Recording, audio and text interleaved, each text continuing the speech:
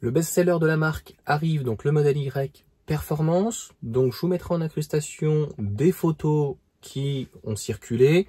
On avait déjà, et je vous avais fait une petite vidéo, donc de mémoire c'était à Texas, donc le modèle Y, donc Performance, je pense, hein, c'était ça. Là on le voit pratiquement à Walpé, hein, donc en termes d'esthétisme à l'extérieur.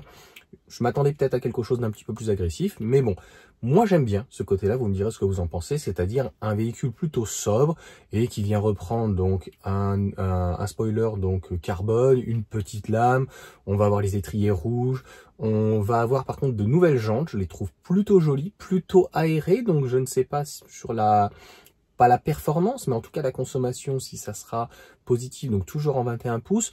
La seule chose sur le freinage, ce qu'on peut reprocher à Tesla, c'est enlever l'écran par en mal arrière, virer les LED et mettez des disques ventilés et percés. Franchement, c'est pas pour ce que ça coûte. Pour le reste à l'intérieur, je pense que ça va reprendre de toute façon les intérieurs, avec la modification bien sûr des sièges, donc un petit peu plus baquets, ça permet de personnaliser le véhicule.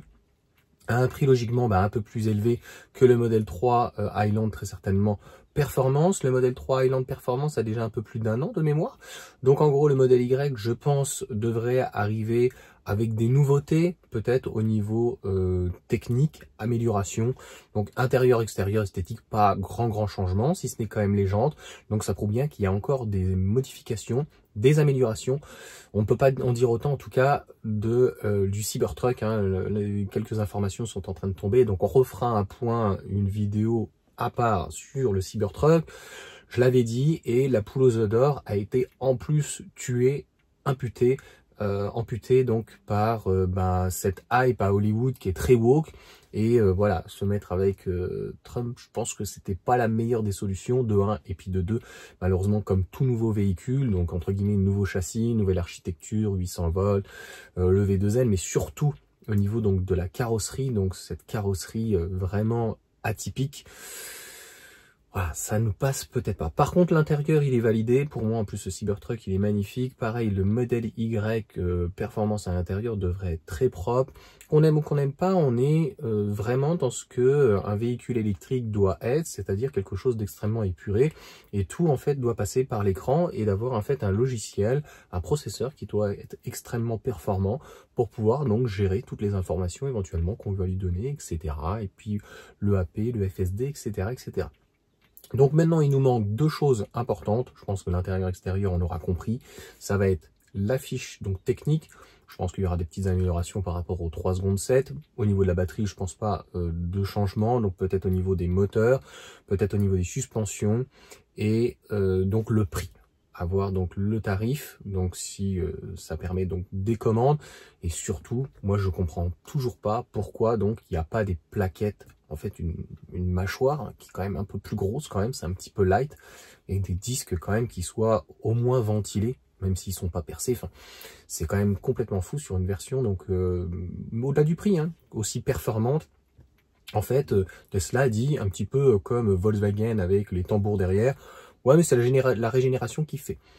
Ouais, mais le véhicule est tellement abouti et peut se permettre en fait d'aller sur circuit que, voilà, à un moment donné, si t'as pas envie de rester avec les mâchoires collées ou quoi que ce soit, ou que les trucs qui chauffent comme pas possible, bon, bref, c'est un autre débat. Encore une fois, est-ce que c'est fait pour? J'ai l'impression quand même que oui.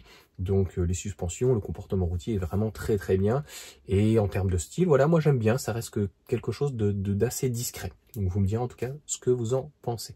Voilà pour cette petite vidéo, n'hésitez pas donc à mettre un petit commentaire, à vous abonner et puis à partager donc l'information. Je pense que ça va arriver très vite, on est au mois de mai, donc juin, soit avant grossièrement l'été, juin, juillet, ou éventuellement donc septembre. Ça fera beaucoup de nouveautés pour la rentrée puisqu'on attend des restylings du modèle S, du modèle X qui soient calqués donc sur le modèle Y. Il y aura peut-être le modèle 3, mais ça sera plutôt l'année prochaine sur un restyling. Beaucoup de personnes attendent notamment le Komodo donc derrière qui revient pour les clignotants, et puis là le modèle Y donc performance, et on attend toujours donc éventuellement donc une compacte parce que je l'avais dit, la priorité est plus à une compacte que le Cybertruck. Tout le monde avait dit, tout le monde l'avait encensé, il y avait plein de youtubeurs quoi, ah, c'est génial, je vais en acheter un, etc.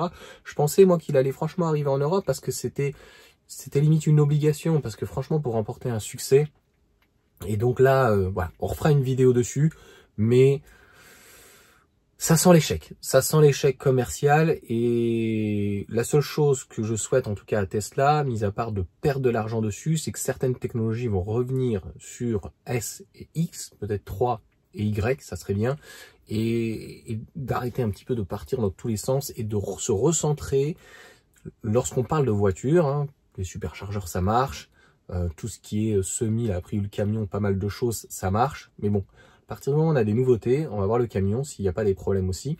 Donc pour le moment, modèle 3, modèle Y, modèle S, modèle X, ça fonctionne. Donc je pense que Roadster compact était plus une priorité que donc un Cybercab et le Cybertruck. Les Cyber, je crois que les robots, malheureusement, pour le moment, c'est pas la panacée. Allez, ciao à tous.